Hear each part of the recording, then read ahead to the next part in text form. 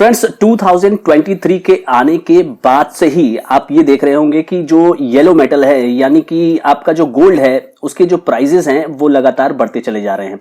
Gold के prices का बढ़ना किन कंपनियों को सबसे ज्यादा फायदा पहुंचाता है? आपके दिमाग में तुरंत आएगा कि टाइटन को इसका सबसे ज्यादा फायदा होगा, लेकिन कुछ और भी कंपनियां हैं जैसे कि एनबीएफसी कंपनियों में जैसे इधर बीच जो भी आप देख रहे होंगे कि इनको फायदा हो रहा है, ऐसी न्यूज़ेस चल रही है। लेकिन ऐसा क्यों होता है? जैसे कि गोल्ड के प्राइजेस अगर बढ़ जाते हैं तो उस प्राइस के रेशियो में ही उनको क्या करना पड़ता है कि वो लोन दे सकते हैं। अगर सपोज करिए कि गोल्ड की प्राइस 100 के बेसिस पे हम मान ले और वहां से वो 110 बन जाता है, तो 100 पे ये 80% मान लीजिए लोन देते हैं, तो अब क्या करेंगे वो 110 पर 80% का लोन अपने कस्टमर को दे सकते हैं। तो इसका मतलब क्या हुआ कि इनका जो बिजनेस है वो गोल्ड के प्राइस से बढ़ गया।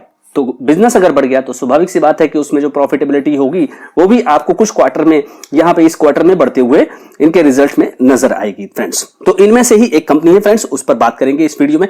चैनल पर नए हैं फ्रेंड्स तो सब्सक्राइब करना ना भूलिए फ्रेंड्स। तो फ्रेंड्स आपके सामने ये जो चार्ट है ये है मनप्पुरम फाइनेंस का। मनप्पुरम फाइनेंस के चार्ट में आपको गिरावट का ट्रेंड नजर आया। गिरावट का जो ट्रेंड था वो उसके बाद सुधरता भी नजर आया है। आपको ये जो ट्रेंड है अगर इसके ऊपरी स्तरों की बात करें तो 222 रुपए 8 नवंबर 2021 को थे और ये लोवेस्ट लेवल पर पहुंचा है 82 रुपए इनफैक्ट 21 जनवरी 2022। वहां से ये रिबाउंड होता हुआ आपको यहां पहुंचता हुआ नजर आ रहा है। आप देख सकते हैं कि ये जो स्टॉक है यहां से इस पर्टिकुलर पॉइंट से आपको लगातार धीरे धीरे यहां पर ऊपर आया और आज के डेट में ये 126 रुपए पर अवेलेबल है। लेकिन इसके पहले फ्रेंड्स एक इंपॉर्टेंट इसने ब्रेकआउट देने की कोशिश की है और 52 वीक यहां पर हाई स्टॉक ने रजिस्टर किया है। ये पर्टिकुलर पॉइंट से आप देखेंगे, मैं इसको थोड़ा सा जूम करके आपको दिखाता हूं, तो यहां पर स्टॉक ने अच्छा खासा ब्रेकआउट देने की कोशिश की है। अब ये स्टॉक 125 से ऊपर निकलने के बाद आप देख सकते हैं कि अब फ्रेंड्स डायरेक्ट यहां पर जो इस स्टॉक में रेसिस्टेंस है वो ऊपरी स्तर के रेसिस्टेंस है यानी कि 140 के बाद यहां पर 150 के यहां पर 155 के यहां पर टारगेट निकल के आएंगे। 140 पर ये स्टॉक होल्ड आउट करने में अगर सफल रहा फ्रेंड्स तो आपको 157 रुपए के लक्ष्य शॉर्ट टर्म में इस स्टॉक में नजर आ सकते हैं फ्रेंड्स।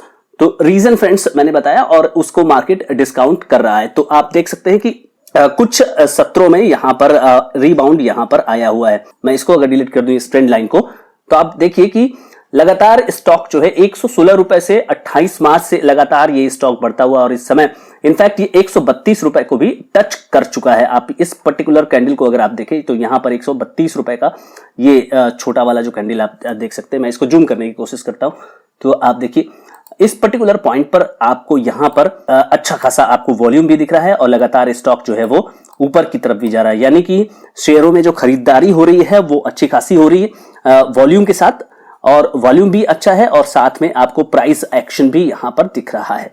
अब फ्रेंड्स मैंने इस चार्ट पर आरएसआई प्लॉट किया हुआ है और आरएसआई आपको लगातार जो है उठता हुआ नजर आ रहा है और इस समय जो आरएसआई है इस स्टॉक की वो 65 के आसपास यहां पे चल रही है, यानी कि स्टॉक जो है वो मोमेंटम पकड़ चुका है।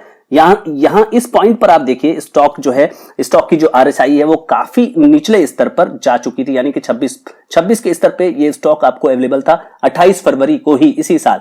और वो जो स्तर है प्राइस का स्तर की बात करें तो वो 100 रुपए का था। तो वहां से स्टॉक रिबाउंड करना शुरू किया है and that is backed by the gold prices. बाकी फ्रेंड्स जो स्टॉक का लॉन्ग टर्म चार्ट है आपको वो भी मैं दिखा देता हूं। लॉन्ग टर्म चार्ट में स्टॉक जो है वो अपवर्ड मूवमेंट में ही रहा है, लेकिन यहां पर थोड़ा सा स्टॉक जो है वो आपको सुस्ताता हुआ नजर आया था। इस पर्टिकुलर पॉइंट से अगर आप देखें तो लॉन्ग टर्म चार्ट में स्टॉक ने अच्छे खासे रनअप लगाई और उसके बाद स्टॉक जो है एक अच्छा खासा करेक्शन ले चुका है फ्रेंड्स।